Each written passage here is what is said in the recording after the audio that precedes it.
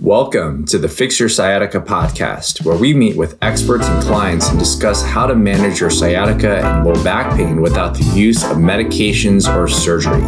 I'm your host, Dr. Ashley Mack, and I'm a physical therapist as well as the founder of ifixyoursciatica.com, a go-to resource for pain management. Throughout my years as a physical therapist and working with people who have sciatica and low back pain, a lot of people have come to me saying that they've tried these McKenzie exercises. And I spend a fair amount of the time with my clients re-educating them on what McKenzie exercises are. And really the truth is that McKenzie is a person, but his method of assessing and treating a patient actually helped guide some of these exercises. And so rather than me just talking about my experiences with the McKenzie method, I actually have Dr. David Atwood, physical therapist, doctor of physical therapy, certified strength conditioning specialist, and a certified MDT. So he has gone through the entire certification process and going to be able to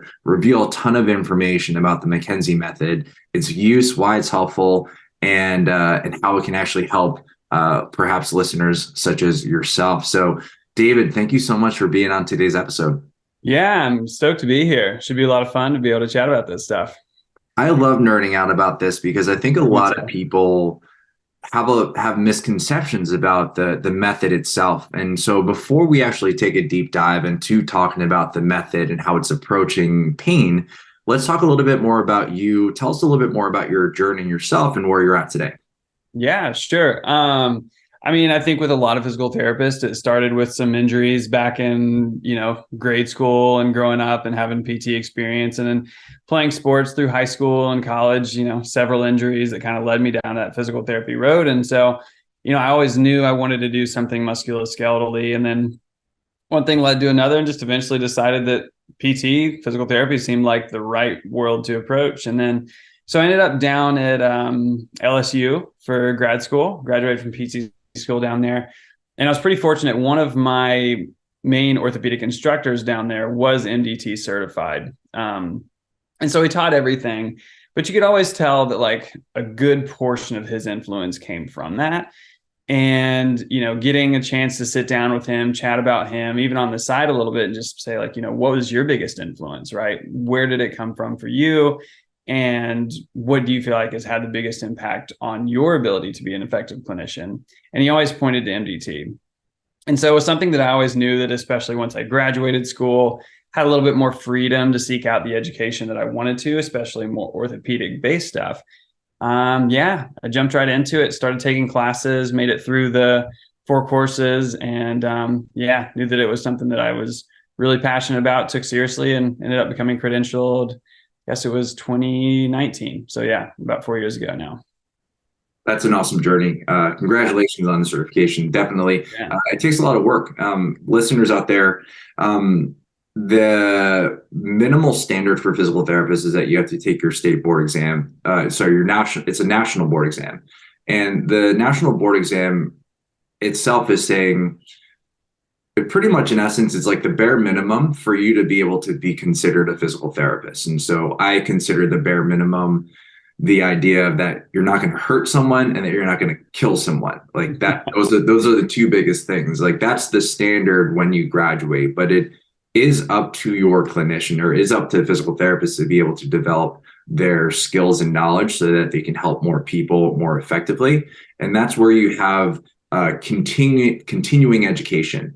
Varies state by state in regards to how much and what courses are approved.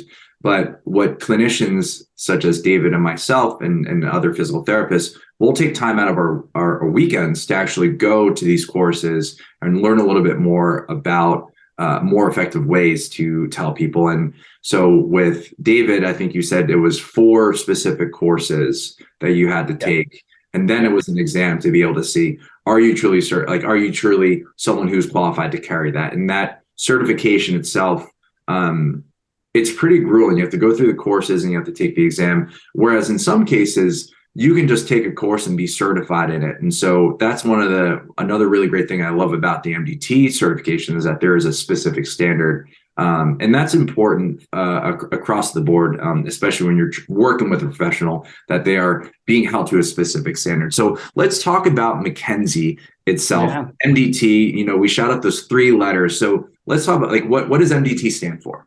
Yeah. So basically it's mechanical diagnosis and therapy. So I guess like the kind of like blanket statement would be it's a mechanical diagnosis and assessment system that we basically utilize the information gained from those to create classifications and subgroups to place patients in. And what that allows you to do is basically create a bit of an algorithm that allows us to be able to place patients in those subgroups and to be able to treat them more effectively. I'd be remiss to not actually give the short origin story of the MDT itself.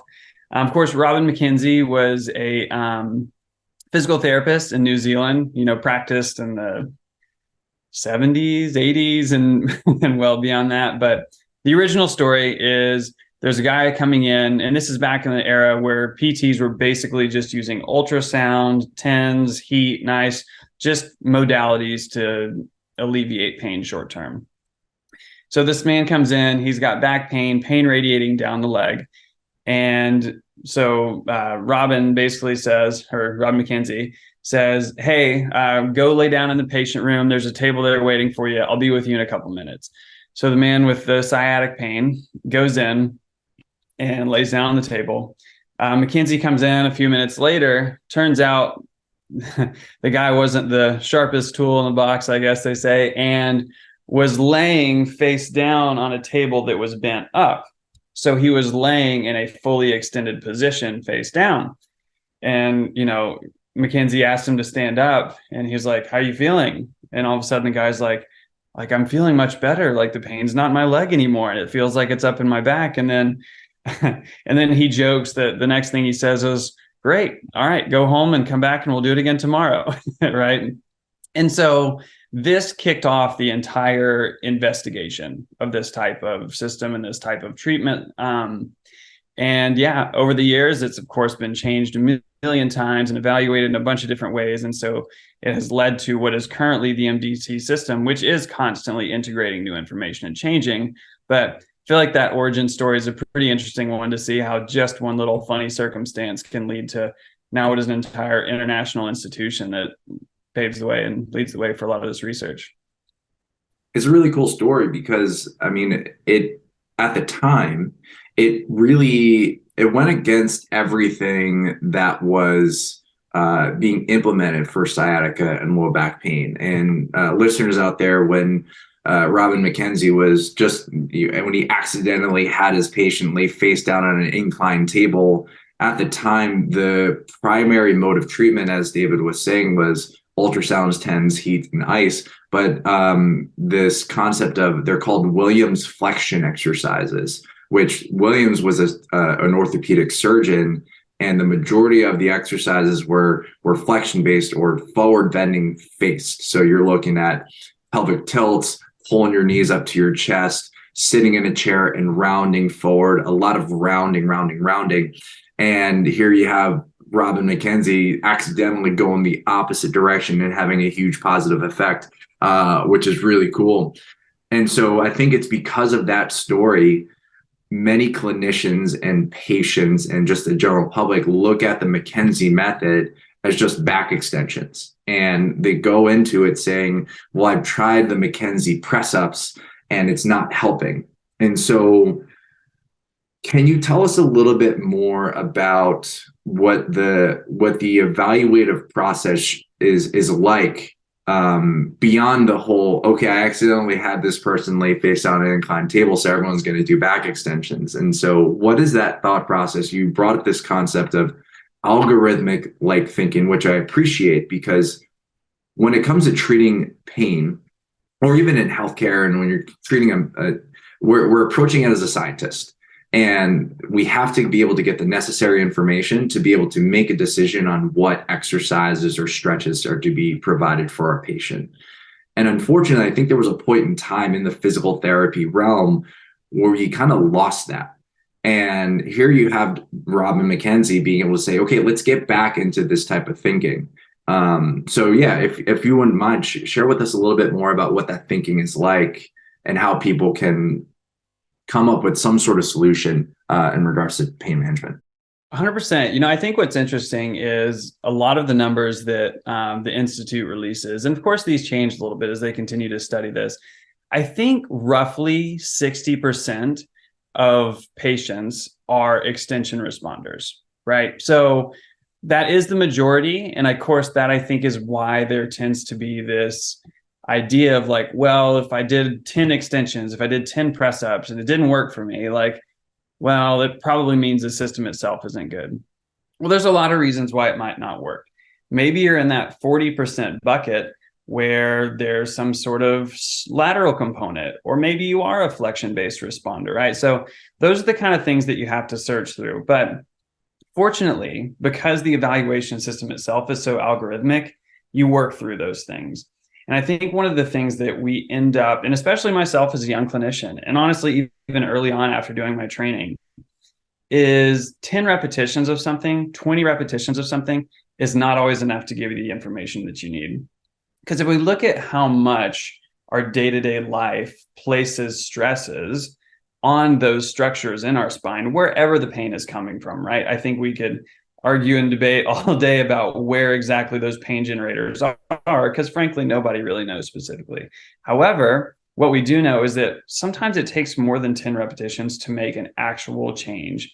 And I think, we can go into a little bit deeper in that of, we're looking for not only symptomatic changes, but we could look for a little bit of mechanical changes that are clues, right? So it's not always going to be, I did 10 press ups, my pain centralized, and now I feel better. It could be that, well, I did 30, 40, or 50, and it got a little bit better. Or maybe I need to add a shift component, or maybe, so there's a lot of ways. And that's the fortunate part about the way that it's set up, is that you're going to explore all those things, so you're not going to miss anything. And I think that's one of the reasons why it has made me so much more confident as a clinician, is I don't feel like I'm going to miss things. And that just kind of makes me feel like I'm, catching it all, right?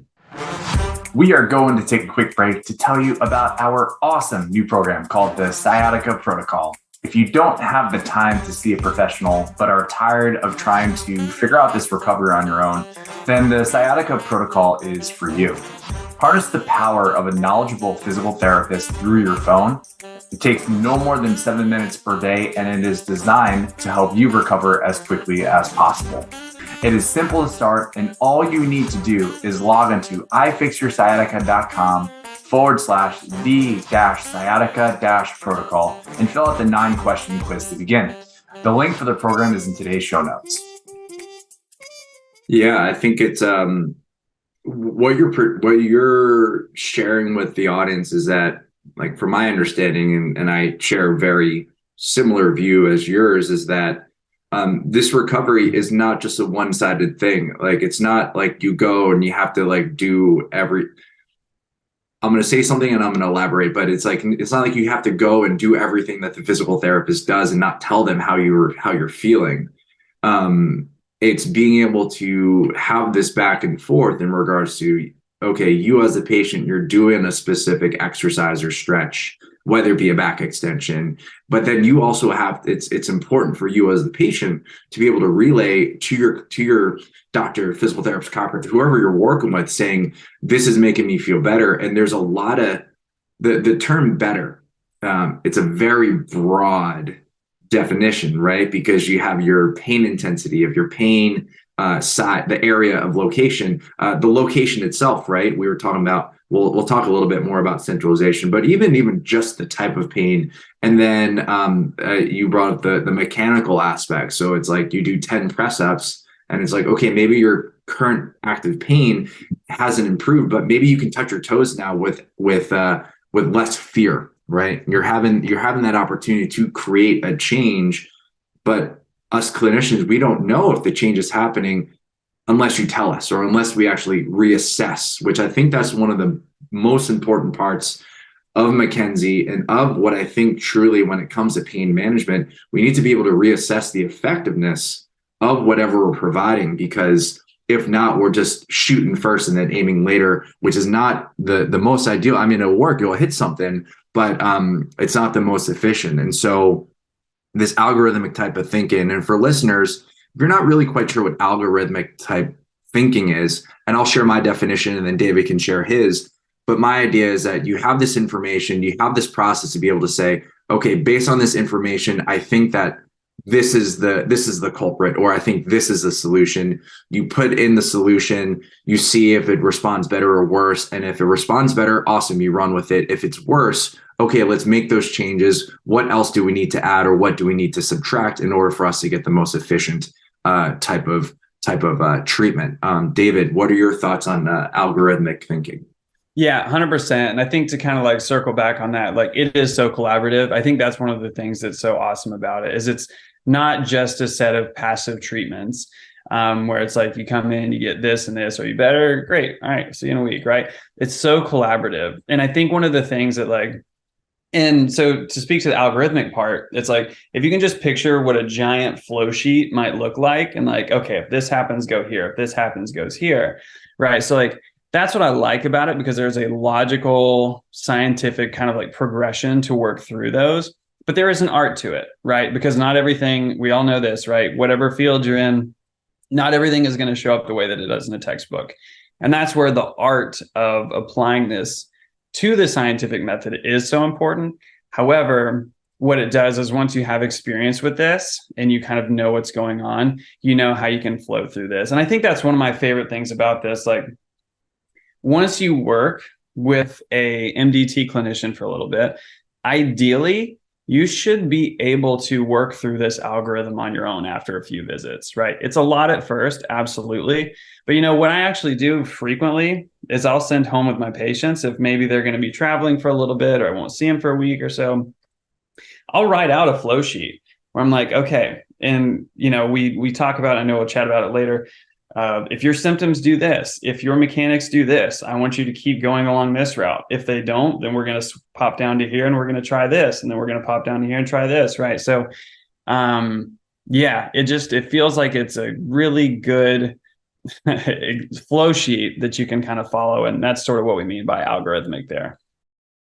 And so let's take a deep dive into like the inner workings of how this is all of how it works, right? So let's talk about, in regards to, sorry, this is probably like a very broad statement, but let's keep it specifically to sciatica pain or like low back pain itself. And so one of the big things was doing motions over and over again. As you said, it could take more than 10 repetitions. So it's classified under this category called repeated motions. And so from your understanding of your training, can you tell us a little bit more about why something like repeated motions or like doing something over and over again could be helpful?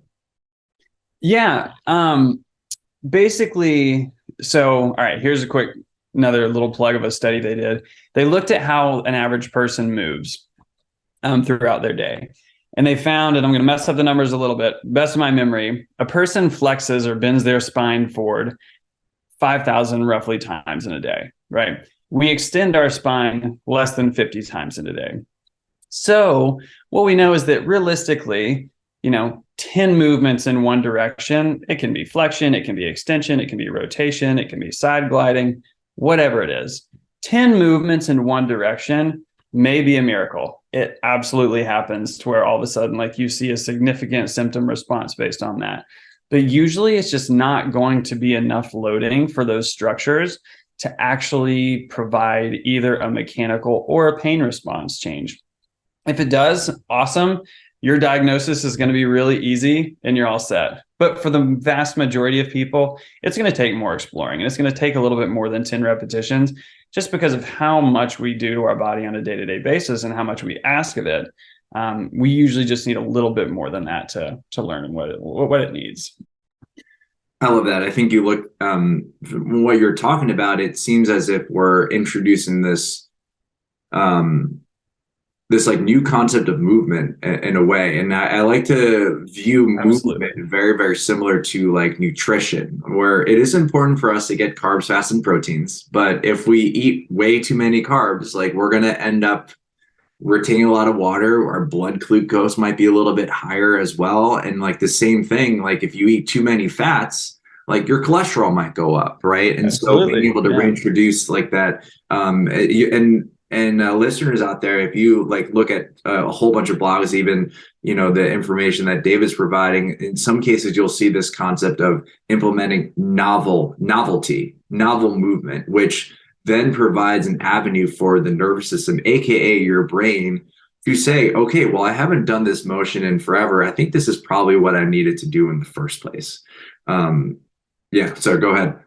Yeah, no, I think you're spot on there. And I think this actually kind of leads in, if we just kind of Yeah, jump to it a little bit for here, sure. of kind of like the pathoanatomic and sort of looking at what exactly we think is going on here. Because I think as a world, and the orthopedic world and the physical therapy world, we're sort of learning and understanding a lot more about how much the neurological system plays a role in all of this, right?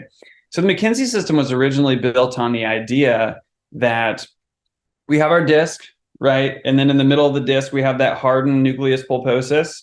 And then what we are doing with our spine, extending it, flexing it, rotating it, is all placing different pressures on the internal structures of that disc, as well as some of those external structures around it, such as the nerves, ligaments, all that, right? Studies have somewhat proven and then also disproven like the idea that like doing repeated extensions is like shifting the disc forward, right? So I think we understand that we are changing the pressures on the disc, but from an anatomical perspective, I think we've learned that we're not really changing exactly positions of what's going on there. So, I think for a lot of us, it kind of leaves you scratching your head a little bit of, well, what are we doing? But fortunately, what we've learned is that if we think about it anatomically working that way, it functions well clinically. It kind of is, it's not doing what we think it is, but it's responding the way that we think it is. And so I think it's kind of left a lot of us, doesn't matter what system you're looking at, whether it's Mulligan or McKenzie or probably Stanley Paris's type of treatment anyway, we're not really sure exactly why things are working as well as they do, but we're thinking that there's a lot more of a neurological component. And I think to your point with the novel stimulus, there's a lot to be learned and a lot to be discovered there. But I think a lot of us are heading this direction and just figuring out how to apply that to what we already know. And not to say that the anatomical structures are completely negated either. Like there are for sure in some cases where like, the back extension will actually resolve the disc herniation itself, but also could it have been that I don't know. I forgot. It was a pretty large percentage. A large percentage of a herniated disc will just respond with anything.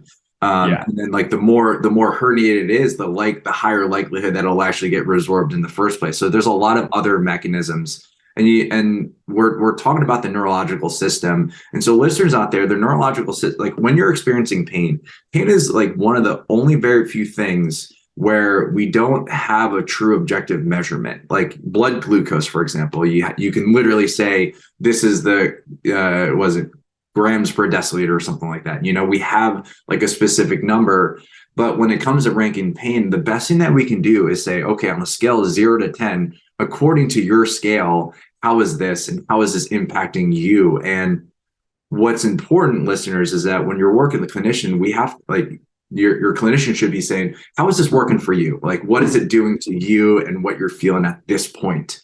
And it's that information that we can truly work off of. And that's one of the big challenges, is because we don't have a true objective measure. We can't just like stick a prod in you and be able to say like, is this truly working? It's what's going on, not only at the area of said injury, but also how your brain is processing this as well, which is even more important for you to be able to share this information with your clinician. And that's a large part. We can't do our jobs if you don't tell us if it's working or not. So that's just a quick plug right there.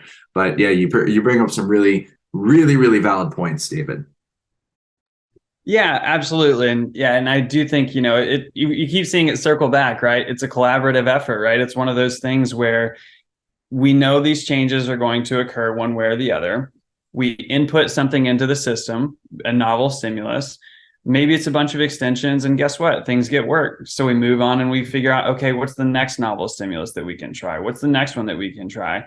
And eventually you find one that your body responds well to, both mechanically and hopefully symptomatically, right?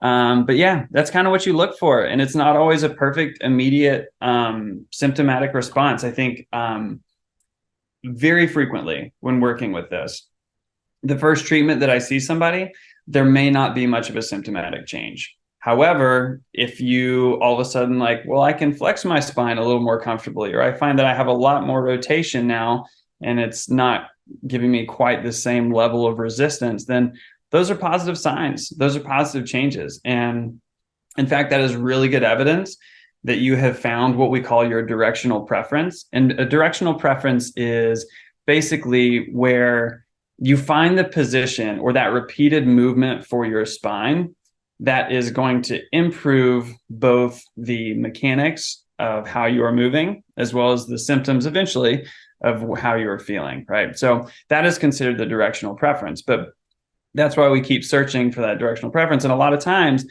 the first responses you get are mechanical and not symptomatic. But if you get those mechanical responses pretty quickly, it will usually, in most cases, go to where it's actually making a symptomatic change as well. So we have mechanical changes, improved range of motion, less fear, and maybe even less awkward and less tight. Let's talk about the symptomatic presentation. And so there's a lot of different variations in regards to like what is better, but we talked earlier about centralization. And I often discuss this with the clients that I work with, and it's I think it's usually classified as like either centralization or the centralization phenomenon. And so can you tell us a little bit more about centralization and why that is so important? Because a lot of people will experience the centralization of symptoms. They're freaking out because they're like, I'm in more pain, but my leg pain is gone, my back is killing me. So yeah, can you share us a little bit more about that? Yeah, totally. So at its core, we have two things. We have centralization and peripheralization. So let's just, for an example, consider a person who has sciatic pain going all the way back down their leg to the back of their foot. Centralization would be that pain moving towards the spine, centralizing, moving towards the central of the body, right? Peripheralizing would mean it's moving towards the periphery. It's moving away from the spine. Maybe that's somebody whose pain is only in their low back and their glute, and then that peripheralizes down to their knee, down to their foot, what have you, right? So basically what we can do with that information is over time, we have learned that as something centralizes, it's doing better. As something peripheralizes, it's doing worse. But, to your point, it can be a little frustrating at times because when things centralize, very frequently that is accompanied by an increased pain in that central location. My best explanation for this that I like to chat with people about is, look, when you are having pain signaling that's occurring all the way down your leg, it's covering a large spectrum of area.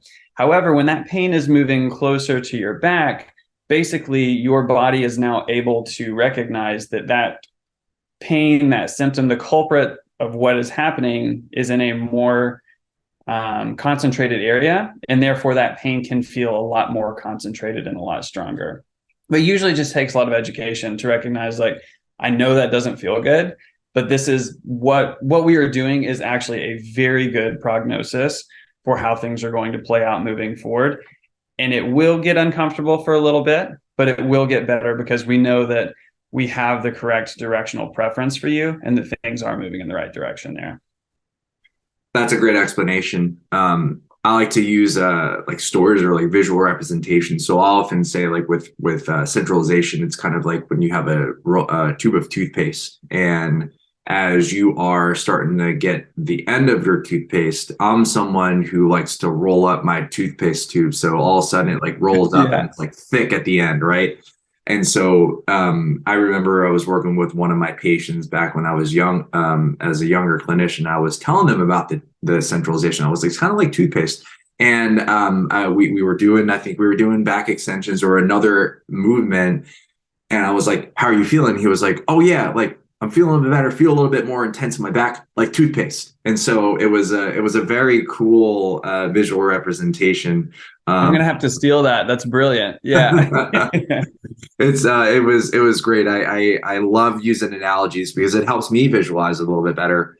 I think you brought up a really throughout this entire time, you're using some term like wording that is, for lack of a better word, less negative, because how we approach pain and how we view it and how we perceive it can actually be influenced by the words that we use. And so what was great, the observations that I made with you, David, was that it's like, okay, things are getting better. It's going to be a little bit more uncomfortable. So you're kind of setting the tone of what the expectations are. But I think a lot of clinicians and like people who come to us, and you probably see it as well, is that they're coming in with a huge fear of pain. And so they're like, oh my gosh, this is going to get worse. Everything's going to be more damaged. And these words like damaged, bone on bone, like wearing down, degeneration, like all these things will actually heighten our pain because of the words and how we perceive it. And so that was an observation I made as you were discussing this, and I appreciate it. Yeah, absolutely. No, I don't know if he necessarily coined this term, but I follow Dr. Urson Religioso a lot and taken some of his coursework. And he's fantastic, by the way, for anybody looking for just some more views on some orthopedic stuff. But he uses the term nocebo a lot, kind of as the antonym of placebo, right? Where it's so true. I mean, the number of people that walk in and they've seen an MRI, and they're like, I've got stenosis, I've got degenerative discs, I've got like herniations at 6 different levels, and I think my spine's about to crumble. And unfortunately, as healthcare providers, very frequently we feed into that as opposed to push back on it, because it doesn't take too much digging into research to find that like you can MRI a healthy person's back that's anything above 25 years old, and you're going to find a lot of damage. And so that doesn't necessarily equate to pain. So that's why we've kind of shifted away, kind of circling back to some of the more less pathoanatomic versions of things, and a little bit more of how are different stimuli and how are different movement systems and patterns changing how you're feeling there. But yeah, I think that like as a profession, and certainly as healthcare systems as a whole, we should do a lot better job of saying like, hey, this is what you can do. These are things that maybe you should avoid in the short term, but there's no reason why we can't work to get you back. And maybe we have to modify some things. That's fine. But realistically, like we should be promoting movement and not telling people to stay away from it. 100%, reducing that fear. Yeah, and I think Dr. E has also he brought up the term like thought viruses, which I think is also tough. It's very, very engrossing. It's like, I know for myself, whenever I deal with stress, and it's something that I'm working on, but I know for me, I have a tendency to internalize a lot of the stresses and struggles that I have. And so when I'm in my own head and I start working it, I can literally go down a huge rabbit hole of like, oh my gosh, the world is burning. But the moment I start even changing up how I perceive, or even the words that I use to describe what I'm experiencing, it really changes how it feels like to me. And what's really interesting is that us physical therapists, like especially ones who really care about patient success, not to say that other fit PTs don't, but with David's background in McKenzie, and in my background in regards to how I work with my clients, we can kind of only do so much in regards to helping reframe that. And this is actually one like where I think the behavior psychotherapists do a very fantastic job of being able to help people reframe how they describe it. Like we can only, we can touch it a fair amount, but also we're there to be able to provide the mechanical aspect, right? In the hands-on stuff. And it's a very cool thing. And so, David, we talked a fair amount about the benefits and how, say, the McKenzie method, and it's a method. It's not a McKenzie exercise. It's a McKenzie method of treatment, and how it works. If any, would you be able to share like what are some of the limitations as to this method that you've seen? Yeah, absolutely. And yeah, and to your point there, I think it is a method, right? I think it does get the common sort of thought that there's no manual therapy. There's absolutely manual therapy as you progress force, right? It's not just a series of exercises, right? It's several things. But to answer your question, I do think there are some limitations, right? And I think there's no one system that's perfect, and I don't think there's a one size fits all. And what's interesting, I think maybe the Institute would love to hear me say this, but like some of the instructors even, they're kind of even looking a little bit more at the idea of regional interdependence, right? It's not, let's say you do have a lumbar spine issue. For me, because I've had training in other systems such as SFMA, I'm also going to look at somebody's thoracic spine. I'm also going to look at their hip mobility, and because you want to see how the chain link above and the chain link below are impacting that system. And sometimes what I found is just giving somebody lumbar spine, let's just say you're a directional preference extension responder. Sometimes just extensions might get you part of the way there, not all the way there. But now all of a sudden, when I work on that person's hip mobility or their thoracic spine mobility, then all of a sudden those press ups are that much more effective and therefore can get the person the rest of the way home. So I think if there are some current limitations, it's that we don't, as a institute, do enough to look at that chain link above and that chain link below, because it does tend to be a little bit focused. But I think if you have a clinician that just is aware of that, as it does seem a lot of the instructors themselves are, but I think that's something they will probably bake into the coursework in the future. But at this current time, it's not in there as much. So I think if there's a limitation, I'd probably start there. Yeah. I think one of the cool things about professionals, and particularly very effective professionals, whether it be an organization like McKenzie Institute or even someone like us, right? The moment that we recognize our limitations the moment we realize that, we actually start trying to figure out how can we overcome those limitations, right? And I think identifying the limitations in your knowledge or an organization in their knowledge, it allows us to grow. It allows us to grow, and the ultimate, like the group of people who actually benefit from identifying these limitations and growth are the patients, are the people who are experiencing pain. So we're going through it for the better, and so it's really great because for us to be able to say this is what we need to work on, it really is a catalyst. Because and I would say listeners, be wary when someone says I have no limitations, because the truth is that, and I'm going to borrow a book from the world of martial arts. Every black belt out there in martial arts, they're not saying, okay, I have like reached the pinnacle, I can go ahead and retire. You look at, okay, well, I've reached this point of, say, quote unquote mastery, but the mastery itself allows you to be particularly aware of what you're deficient in, and allows you to become even more of a master and even more of an expert in it.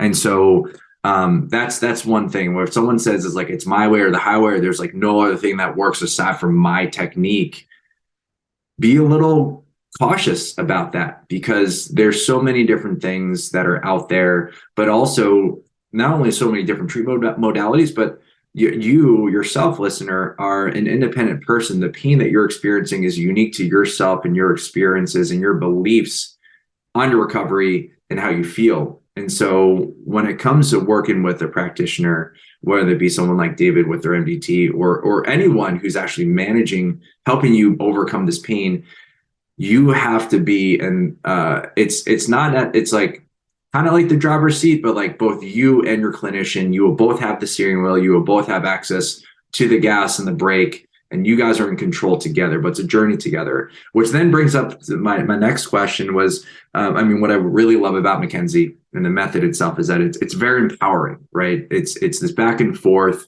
The patient can really say whether or not they're feeling better, worse, or the same, and how it actually affects them. We want to have these listeners leave with some sort of action points. And so there's two scenarios. So scenario number one, what are some action steps that people can take to help aid in their recovery if they're actually working with a clinician right now? So that's scenario number one. Yeah, I think if you have a clinician that's already been exposed to the McKenzie method and stuff, and I think that's fantastic, right? Like continuing to progress on that pathway and utilizing some of those tools. I think if you're working with somebody who maybe isn't as familiar, that's totally fine. See where you get and progress. And if you feel like you need to move on at some point, I think that no healthcare provider, or not every healthcare provider and patient matchup is perfect, right? So I think seek out the person that you feel like is like making the best change for you. I think the other thing that's really simple is Rob McKenzie wrote a book, and it's continued to be, there's a million editions now, and they're updating it constantly with new information, but it's called Treat Your Own Back. And it's available on online book retailers for less than $12, and it's 100 pages, maybe tons of pictures. So it's not a difficult read by any means, but it does a really good job explaining kind of in a nutshell and boiling down to the important points are, this is the anatomy of your back. This is how mechanical stresses of your day-to-day life affect your back. And here's a treatment plan of how we can kind of take you through that. And this is where it actually, it sort of lays out a little bit of that algorithm that we were talking about today. Now, of course, somebody who may not be as exposed to it, you might miss out on the art of some of the finer points and what exactly you're looking for. But I think it's an incredible resource to get started and to just kind of gain a much larger, broad spectrum understanding of what could be going on with your back, and just to give you a bit better understanding there. The more knowledge you have, in many cases, the more in tune you'll be with what you're experiencing, and you can have a little bit more control. I think one of the challenging things that you encounter when trying to go through so much information is that you're going to oftentimes be presented with some conflicting things.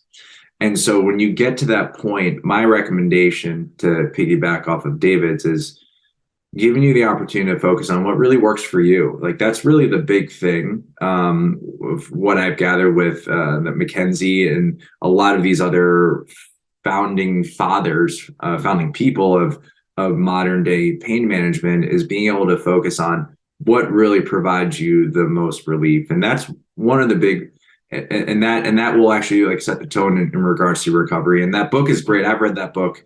And definitely recommend it to a good number of the people that I work with. And so, it probably answered the second part of that question, is for the folks who aren't working with a clinician, definitely check out that book.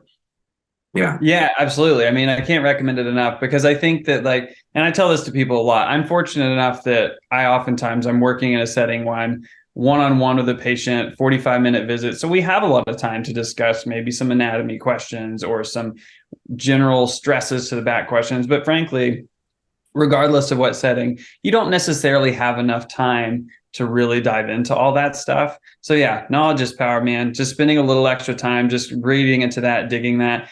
And usually, in most cases, you come away feeling a lot more confident about the situation in your back, and that, I should be moving. I should be trying this stuff, because bed rest isn't good. It's not going to help, right? Bed rest is I think it's less than 10% of pain sufferers would actually benefit from bed rest, or I think it's even less. The last time I checked, which is really interesting. All right, well, David, thank you so much. I learned a great deal from this episode, and I hope the listeners can take some really good action, or at least get a better understanding of their pain or whatever they're going through, because it is important. As you said, knowledge is power. And so, David, if you wouldn't mind, there's probably some listeners who are I want to pick David's brain a little bit more. Tell us a little bit more about how people can get in touch with you. Yeah, 100%. So I'm at 2 locations. I do an insurance-based practice at Golden Gate Physical Therapy, and I work in downtown San Francisco. I also run a cash-based practice out of a private gym, and that's called Kino SF. But you can reach out to me. My email is djatwoodpt@gmail.com. That's djatwoodpt@gmail.com. And if you want to set up an appointment, awesome. Or if you just want to ping me a question about something that may or may not be working for you, I'm happy to help. Awesome. David, thank you so much for your time. I'm so excited for the listeners to take action on this episode. Yeah, it's been great to chat with you. It's been really fun. Thank you so much for tuning in. We hope you got some help from today's podcast. And for more info, check us out at ifixyoursciatica.com. Have a fantastic and pain-free day.